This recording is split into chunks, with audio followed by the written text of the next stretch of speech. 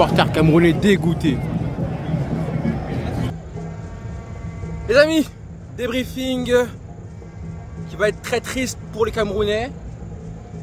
Je suis actuellement du coup à Yamoussoukro pour avoir assisté à ce match Cameroun-Sénégal qui était le choc évidemment, le choc des poules. Hein. C'était le meilleur match à suivre, la meilleure affiche de très très loin.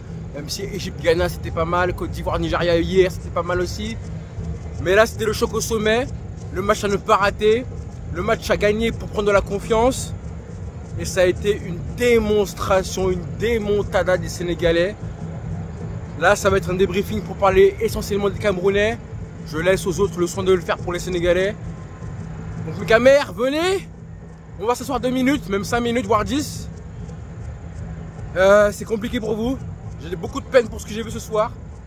Une prestation franchement affligeante et je pèse mes mots. La leçon, ce que vous entendez, la musique et tam-tam, c'est évidemment les Sénégalais qui fêtent la victoire.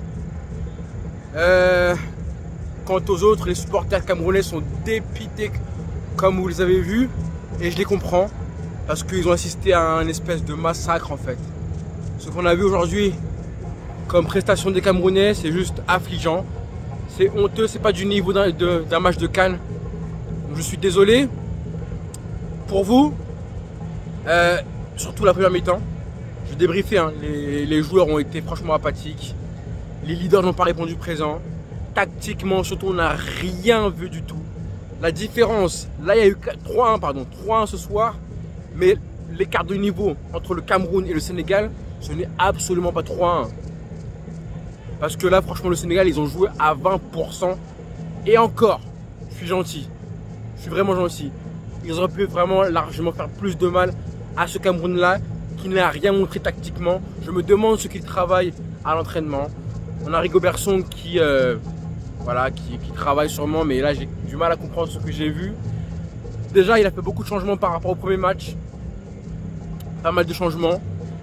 Mais que ce soit tactiquement, techniquement, alors que les Sénégalais avaient des failles, on les avait vues au premier match.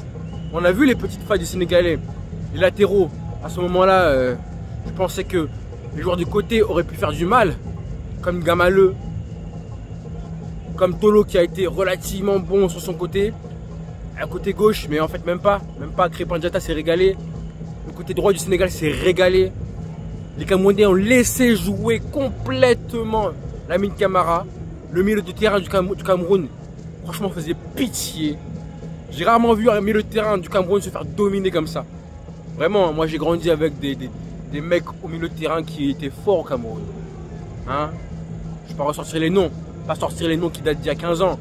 C'est bon, c'est passé. Mais quand même, à ce point-là, de voir un Zambo Anguissa se faire bouffer, malaxé comme ça par un petit de 20 ans, comme Lamine Camara, même s'il n'était pas forcément proche de lui sur le terrain, mais à un moment donné où quand tu vois le petit se balader comme ça, je sais pas, essaie de faire en sorte que ton milieu de terrain reprenne le dessus.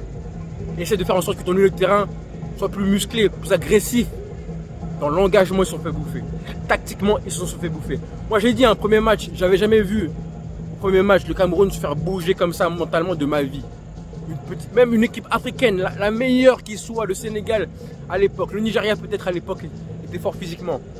Mais au premier match, j'avais déjà dit que ce que j'ai vu au premier match du Cameroun, j'avais jamais vu le Cameroun se faire bouger par une équipe africaine comme ça a été le cas athlétiquement et physiquement lors du premier match.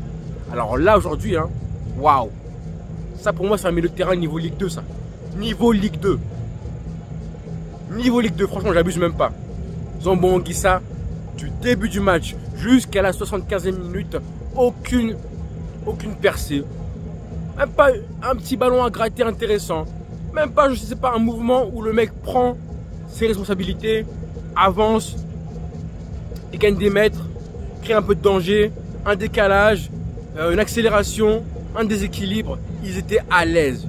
Vraiment, Lamine Camara, chapeau à lui, bravo à lui. Il a fait une masterclass du début à la fin du match. Il s'est amusé. Mais quand tu vois un joueur comme ça s'amuser, Marie Gobert, même pas un petit ajustement tactique à la mi-temps, même pas un changement, rien du tout. Absolument rien. Les côtés, il n'y avait aucun côté à exploiter niveau Cameroun. Aucun. À aucun moment, j'ai vu un décalage. Ça a commencé à centrer un petit peu. Franchement, hein, la première mi-temps, c'est la pire première mi-temps d'une équipe africaine que j'ai vue là depuis le début de la CAN. Et pourtant, vous êtes mené au score, 1-0. Ça arrive, hein, prendre un but tôt, ça arrive. En plus, le but, c'est un coup de pied arrêté. Voilà, le Cameroun a quand même bien débuté les 5 premières minutes. C'était bien. Pendant 5 minutes. C'était intéressant. J'ai vu un petit peu d'envie. Tu prends un but qui fait mal sur un coup de pied arrêté. D'accord, ça peut arriver. Ça, voilà. D'ailleurs, au passage, bravo à monsieur Ismaël Assar qui a fait un match de crack. Mais si Ismaël Assar fait un match de crack, alors qu'il est décrié, qu'il est irrégulier, c'est un mec qui a quand même besoin d'avoir de la confiance. Et en fait, le Cameroun a tellement laissé jouer les Sénégalais que voilà, à la fin, on a eu un Ismaël Assar, homme du match, qui a tout fait. Franchement, il s'est régalé.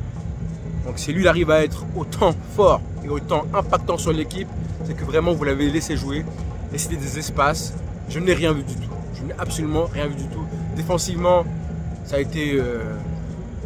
ils se sont régalés. Hein. Sadio Mané a fait un très bon match. Vraiment, il s'est régalé. Il marque un but magnifique. Lamine Camara aussi, pareil.